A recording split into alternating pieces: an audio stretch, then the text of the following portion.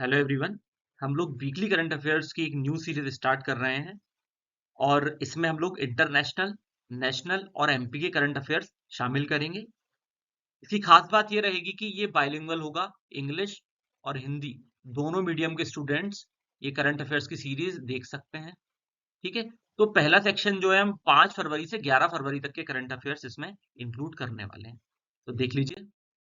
पहला फैक्ट है हमारे पास, एक रूसी अंतरिक्ष यात्री यानी कि रशियन कॉस्मोनॉट है ओलेग कोनोनेंको। उन्होंने एक वर्ल्ड रिकॉर्ड सेट किया है हाल ही में। किस चीज का? अंतरिक्ष में यानी कि स्पेस में सर्वाधिक समय बिताने का। तो हम उनका नाम याद रखेंगे और उनकी नेशनलिटी याद रखेंगे।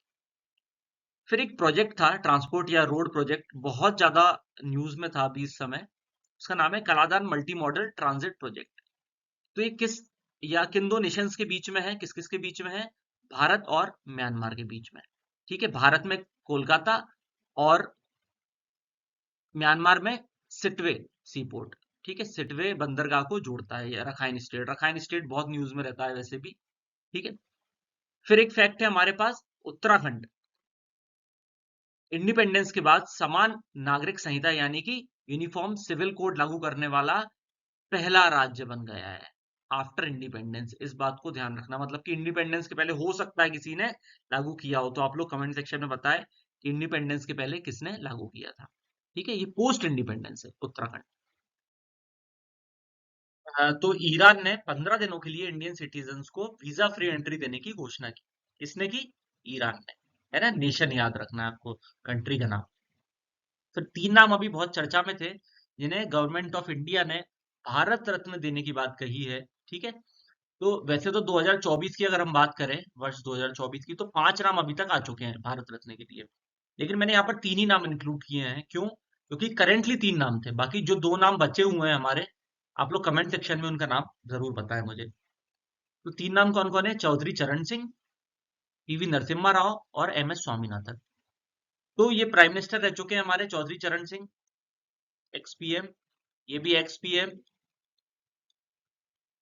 ठीक है, और एम एस स्वामीनाथन जी साइंटिस्ट। तो आप लोगों को काम क्या करना है अब? इनका टेन्योर बताएंगे मुझे, चौधरी चरण सिंह जी का, पीवी नरसिम्हा राव जी का टेन्योर बताएंगे, और एम एस स्वामीनाथन जी क्यों फेमस थे। ठीक है, ये आप लोग मुझे बताएंगे कमेंट सेक्शन में। और इसके अलावा 2 नाम और बताएंगे। फिर कैबिनेट ने हाल ही में एक योजना को मंजूरी दी है। नाम लिख लीजिए, प्रधानमंत्री मत्स्य किसान समृद्धि सह योजना।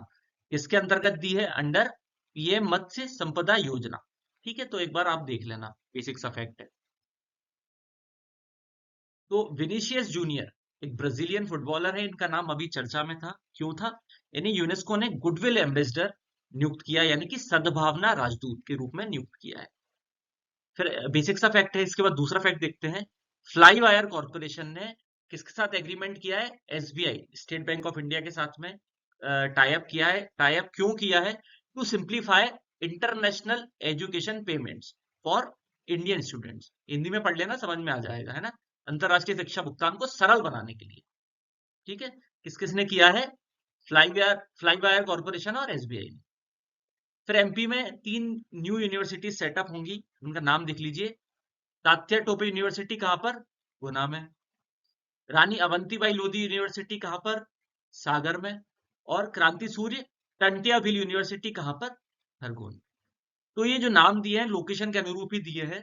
आप एक बार एमपी के मैप में जाकर इन तीनों डिस्ट्रिक्ट्स की लोकेशन देख लेना। ठीक है, थैंक यू।